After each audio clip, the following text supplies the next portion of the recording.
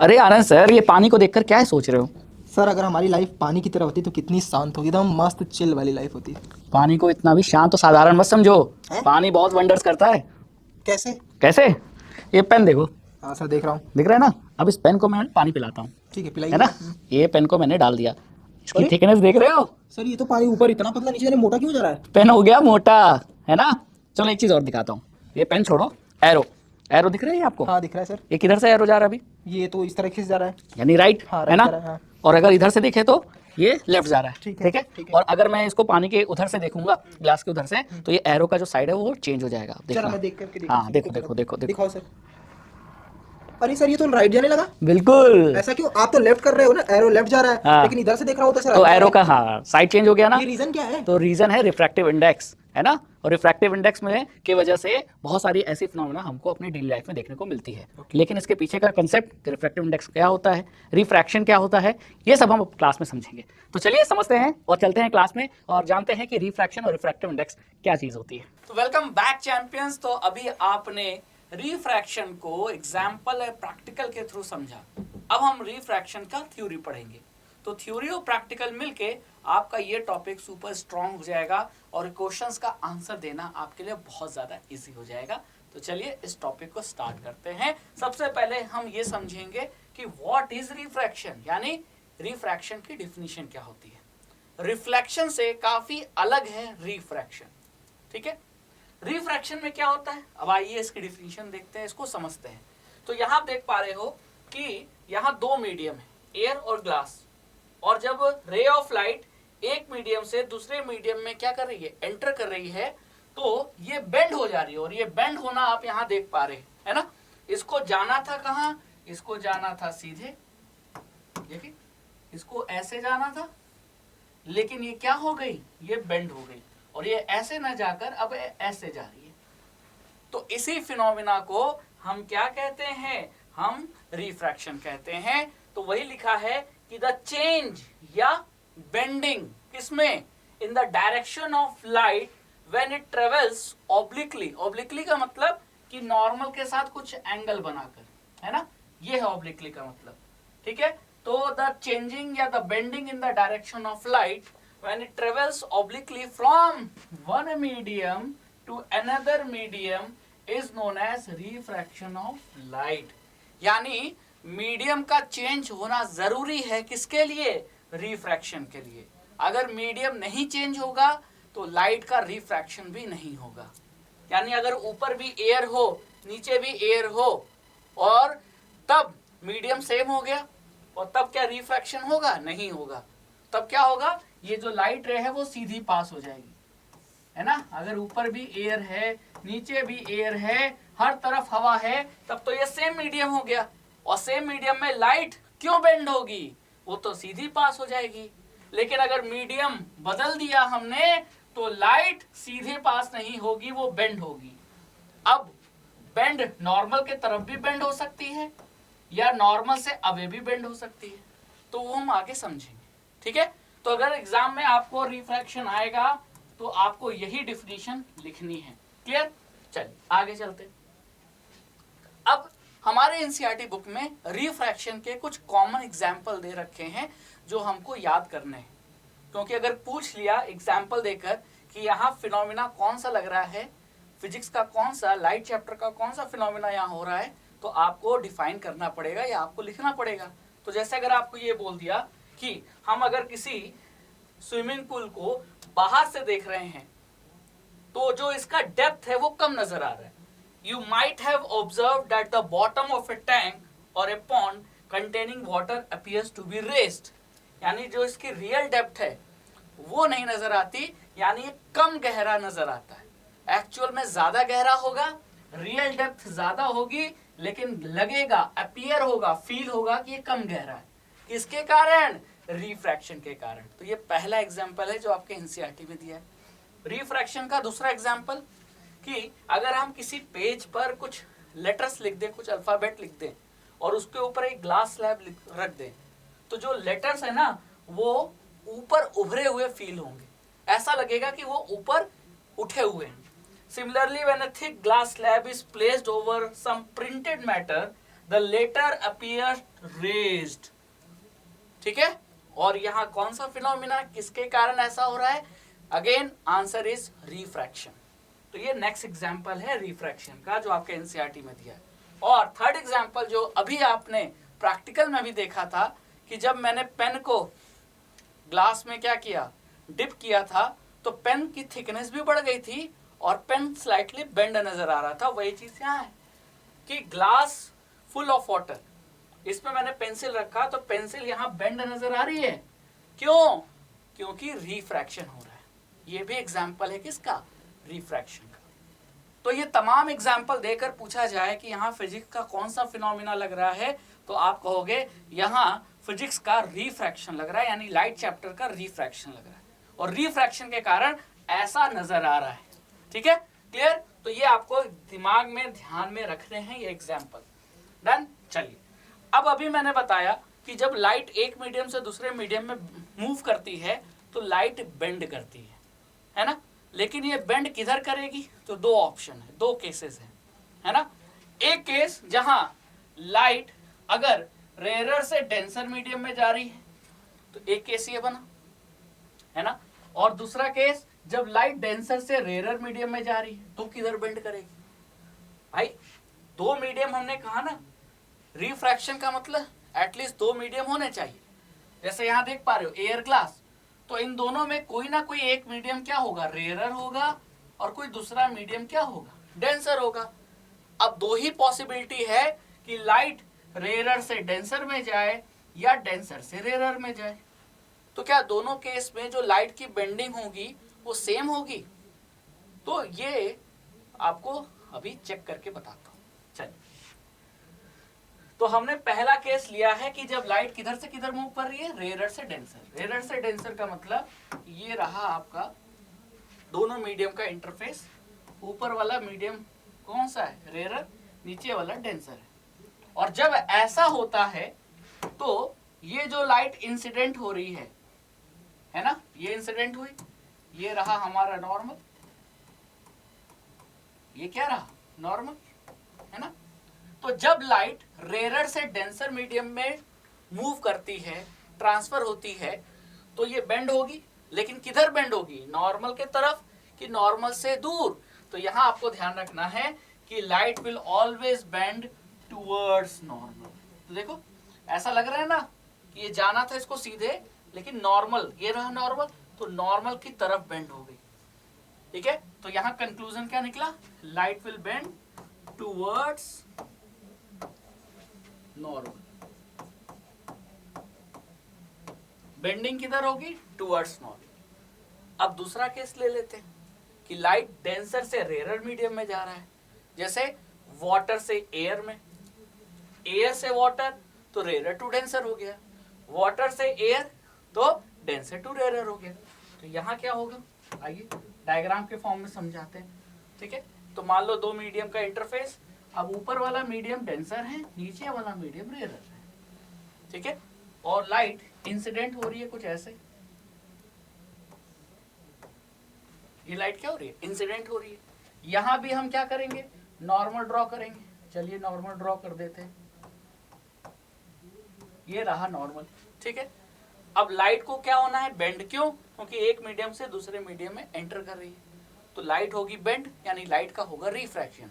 लेकिन बेंडिंग इस बार towards normal नहीं होगी, इस बार बेंडिंग क्या होगी? Away from normal. तो ये रहा नॉर्मल, तो नॉर्मल से दूर, यानी लाइट को ऐसे जाना था, लेकिन अब ये नॉर्मल से दूर बेंड हो जाएगी। तो इस बार आप देख रहे हैं जो बेंडिंग है वो नॉर्मल से दूर है। तो कंक्लूजन क्या निकला कि जब लाइट डेंसर से रेयरर जाएगी तो वो किधर बेंड होगी? Away from normal. जो बेंडिंग होगी, बेंड्स, ऐसे लिख लीजिए, बेंड्स अवे फ्रॉम नॉर्मल। ठीक है, नॉर्मल से दूर बेंड हो। अब डेंसिटी मतलब मीडियम रेयरर है कि डेंसर, ये कैसे पता करेंगे? तो इसके लिए हम अगला टॉपिक जब पढ़ेंगे रिफ्रैक्टिव इंडेक्स, वहां समझ में आएगा कि आपको मीडियम रेयरर है कि डेंसर कैसे पता चलेगा। ये मैं नेक्स्ट टॉपिक में बताऊंगा, दैट इज रिफ्रैक्टिव इंडेक्स। अभी के लिए आप इतना जान लो कि अगर लाइट रेयर से डेंसर जाती है तो वो किधर बेंड करती है, टुवर्ड्स नॉर्मल, और अगर डेंसर से रेयर जाती है तो वो अवे फ्रॉम नॉर्मल बेंड करती है। ठीक है, क्लियर? चलिए, तो ये दो केसेस आपको ध्यान में रखने हैं, और वही चीज एक स्पेशल केस के फॉर्म में, यही रिफ्रैक्शन आपको स्पेशल केस के फॉर्म में पूछ लिया जाता है इस वाले डायग्राम में। यहाँ रिफ्रैक्शन आपको दिखाई दे रहा है, लेकिन ये रिफ्रैक्शन किसके थ्रू हो रहा है? ये रिफ्रैक्शन हो रहा है एक रेक्टेंगुलर ग्लास स्लैब, और वो रेक्टेंगुलर ग्लास स्लैब कहाँ है? वो रेक्टेंगुलर ग्लास स्लैब ये रहा, ये ग्लास का बना हुआ एक स्लैब है जो रेक्टेंगुलर शेप का है। अब इसकी दो सरफेसेस है जहां क्या हो रहा है? रिफ्रैक्शन हो रहा है ना? अब वो दो सरफेसेस देखिए, याद आया कुछ? क्या याद आया? कौन सी वो दो सरफेसेस है जहां रिफ्रैक्शन हो रहा है? एक तो ये वाली सरफेस है, जी हाँ, एक ये वाली सरफेस है और एक ये वाली सरफेस है ना?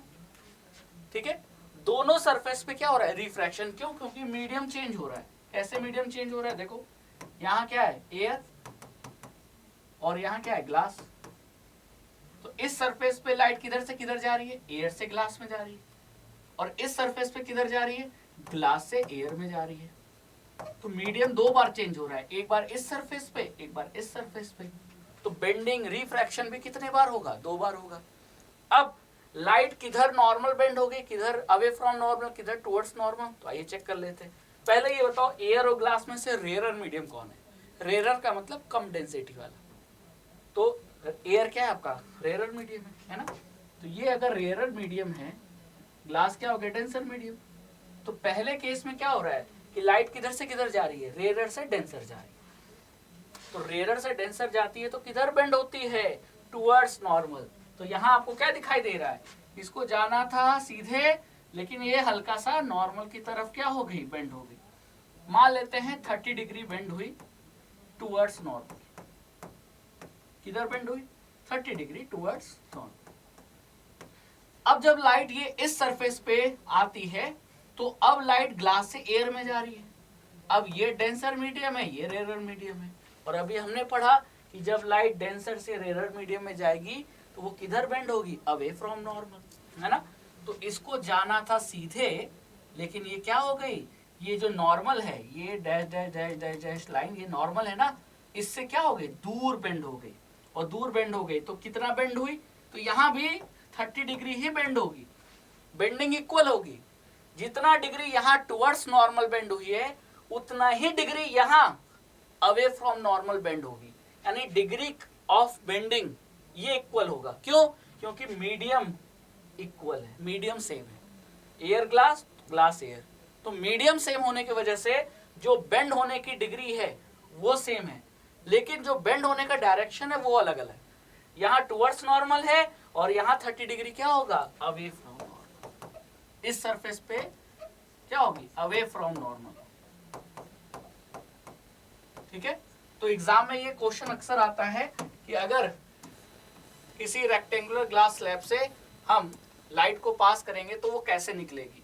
तो आप देख पा रहे हैं, ये लाइट एंटर की, फिर ऐसे गई और फिर ये बाहर निकली, तो ये अपने ओरिजिनल पाथ से थोड़ी सी शिफ्ट हो गई है, लैटरली थोड़ी शिफ्ट हो गई है, लेकिन है अपने इंसिडेंट रे से पैरेलल। ये वाली कौन सी रे हो गई? एमर्जेंट रे। ये इंसिडेंट रे। तो ये इंसिडेंट रे और एमर्जेंट रे दोनों पैरेलल हैं, लेकिन एमर्जेंट रे इंसिडेंट रे से थोड़ी शिफ्ट हो चुकी है। तो यानी अगर इसका डायग्राम में बनाऊंगा तो ये कुछ ऐसा नजर आएगा,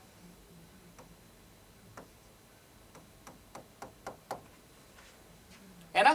तो यही डायग्राम कभी पूछ लिया जाता है, तो उसी चीज को मैंने यहाँ समझाया। और इसीलिए आपको यहाँ ध्यान रखना है, कंक्लूजन क्या ध्यान रखना है कि जब भी किसी रेक्टेंगुलर ग्लास स्लैब से लाइट का रिफ्रैक्शन होता है तो जो बेंडिंग का एक्सटेंट है, यानी डिग्री ऑफ बेंडिंग कितनी होगी, वो हमेशा क्या होता है? सेम होता है, इक्वल होता है, लेकिन डायरेक्शन में अपोजिट होता है। ये दो चीजें आपको याद रखनी है, ठीक है? और ऐसा क्यों होता है? ऐसा इसलिए होता है क्योंकि, अच्छा, इक्वल क्यों है? क्योंकि दोनों मीडियम सेम है।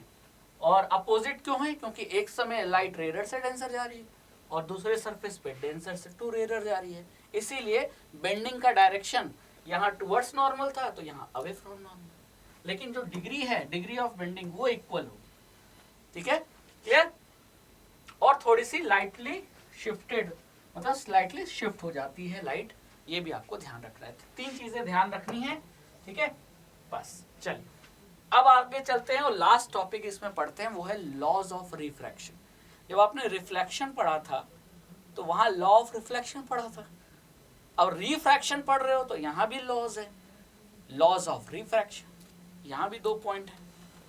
ठीक है, अब वो 2 पॉइंट क्या है, ध्यान से सुनिए। इंसिडेंट रे, पहला इस लॉ का जो पहला पॉइंट है वो ये है, incident ray, refracted ray and normal all lie in the same plane. Law of reflection में इंसिडेंट रे होती है और रिफ्लेक्टेड रे होती है। रिफ्रैक्शन में इंसिडेंट रे होगी और रिफ्रैक्टेड रे होगी। जाहिर सी बात है, अगर मैं आपसे पूछूं इस रे को क्या कहोगे, इंसिडेंट रे, और इस रे को क्या कहोगे, रिफ्रैक्टेड रे, और ये क्या रहा, नॉर्मल, तो ये तीनों एक ही प्लेन में होते हैं हमेशा। ये लॉज ऑफ रिफ्रैक्शन का पहला लॉ है। ठीक है, क्लियर, बात समझ में आ गई? तो बहुत सिंपल पॉइंट था लॉज ऑफ रिफ्रैक्शन का पहला पॉइंट, कि हमेशा incident ray, refracted ray and normal, ये तीनों एक ही प्लेन में लाई करते हैं, अलग अलग प्लेन में नहीं पाए जाते। ठीक है, ये तो हो गया पहला पॉइंट, बहुत बढ़िया। दूसरा पॉइंट क्या कहता है, दूसरा पॉइंट ये कहता है कि अगर लाइट किसी एक मीडियम से दूसरे मीडियम में एंटर कर रही है, तो अब देखो ध्यान से,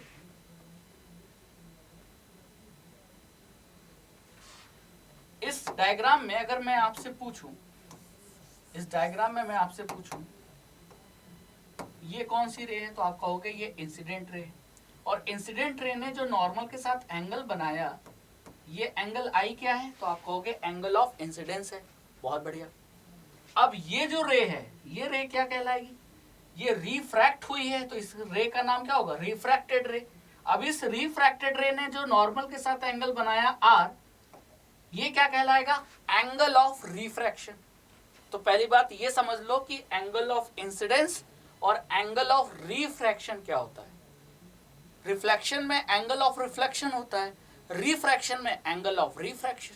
ठीक, तो लॉज ऑफ रिफ्लेक्शन में तो आपने पढ़ा था कि एंगल आई और एंगल आर बराबर होते हैं, ये लॉज ऑफ रिफ्लेक्शन में पढ़ा था। लेकिन अगर आपसे कोई पूछे कि लॉज ऑफ रिफ्रैक्शन में कभी ऐसा पॉसिबिलिटी है कि एंगल आई और आर बराबर हो जाए, कैसे बराबर होगा, जब लाइट बेंड हो गई टुवर्ड्स नॉर्मल या अवे फ्रॉम नॉर्मल, तो कभी भी ये दोनों एंगल बराबर होंगे, कभी नहीं बराबर होंगे। यानी रिफ्रैक्शन के केस में एंगल ऑफ इंसिडेंस और एंगल ऑफ रिफ्रैक्शन बराबर नहीं होते। ठीक है, लेकिन अगर मैंने कोई पेयर ऑफ मीडियम ले लिया, जैसे मैंने फिक्स कर दिया कि मैं यही 2 मीडियम लेकर अपनी पढ़ाई करूंगा, तो मैंने पेयर ऑफ मीडियम फिक्स कर लिया, तो किसी पेयर ऑफ मीडियम में जो एंगल ऑफ इंसिडेंस का साइन वैल्यू है, जब आप मैथ्स पढ़ते हो तो ट्रिग्नोमेट्री एक सब्जेक्ट चैप्टर होता है, और उस चैप्टर में आप साइन वैल्यू कॉस वैल्यू पढ़ते हो। तो जैसे 60 डिग्री ये क्या है, ये एंगल है, लेकिन जब मैं कहूंगा साइन 60 तो ये 60 डिग्री की साइन वैल्यू है।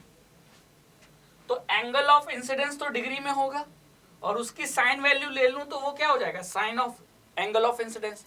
उसी तरह जो एंगल ऑफ रिफ्रैक्शन है उसकी साइन वैल्यू ले लूं, तो जब किसी पेयर ऑफ मीडियम, यानी एक मीडियम से दूसरे मीडियम में लाइट एंटर कर रही है, तो वो बेंड होगी, और बेंड होगी तो जो एंगल ऑफ इंसिडेंस का साइन वैल्यू है और जो एंगल ऑफ रिफ्रैक्शन का साइन वैल्यू है, उन दोनों का जो रेशियो है, रेशियो मतलब यानी कि sine i upon sine r, ये हो गया एंगल ऑफ इंसिडेंस की साइन वैल्यू, ये हो गया एंगल ऑफ रिफ्रैक्शन की साइन वैल्यू, और ये इन दोनों का क्या हो गया, रेशियो। ये for a given pair of medium, यानी अगर आपने मीडियम फिक्स कर दिया है कि एयर ग्लास ही है या वाटर ग्लास है, यानी 2 मीडियम, अब मीडियम बदल नहीं सकते, तो for a given pair of medium in दोनों का जो रेशियो होता है वो हमेशा क्या होता है, कांस्टेंट होता है। यही लॉ कहलाता है स्नेल्स लॉ और ये आपका लॉज ऑफ रिफ्रैक्शन का क्या है, सेकंड पॉइंट। इसी को हम कहते हैं स्नेल्स लॉ ऑफ रिफ्रैक्शन। तो अगर एग्जाम में आ गया व्हाट इज स्नेल्स लॉ, तो आपको यही डिफिनीशन लिखनी पड़ेगी कि for a given pair of medium the ratio of sine of angle of incidence to the sine of angle of refraction is always constant for a given colour या for a given pair of medium. ठीक है, और इसी law को अगर mathematical form में represent करना हो तो मैथमेटिकल फॉर्म में क्या रिप्रेजेंट करेंगे, sine i upon sine r equal to constant. और ये जो कांस्टेंट वैल्यू होती है ये उन दोनों मीडियम का रिफ्रैक्टिव इंडेक्स बताती है। This constant value is called the refractive index of the second medium with respect to the first. यानी लाइट ऐसे आई और ऐसे बेंड हो गई, ये पहला मीडियम ये दूसरा मीडियम, तो दूसरे मीडियम का रिफ्रैक्टिव इंडेक्स किसके रेस्पेक्ट में, फर्स्ट मीडियम के रेस्पेक्ट में, ये किसके इक्वल होगा, यहाँ जो एंगल आई था और यहाँ जो एंगल आर था उसकी साइन वैल्यू के रेशियो के इक्वल होगा। तो स्नेल्स लॉ में जो sine i upon sine r equal to constant value है, ये कांस्टेंट वैल्यू क्या देता है, रिफ्रैक्टिव इंडेक्स की वैल्यू देता है। किसके रिफ्रैक्टिव इंडेक्स की वैल्यू, सेकेंड मीडियम की रिफ्रैक्टिव इंडेक्स फर्स्ट मीडियम के रेस्पेक्ट में।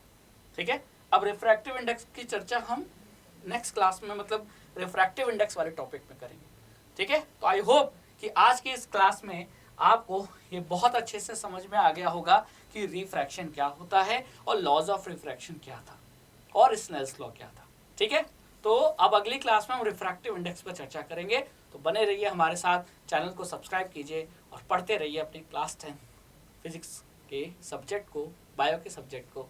ठीक है, थैंक यू सो मच। क्योंकि मेरा काम फिजिक्स बायो पढ़ाना है तो आपको मेरी वीडियो फिजिक्स और बायो की मिलेगी इस चैनल पे।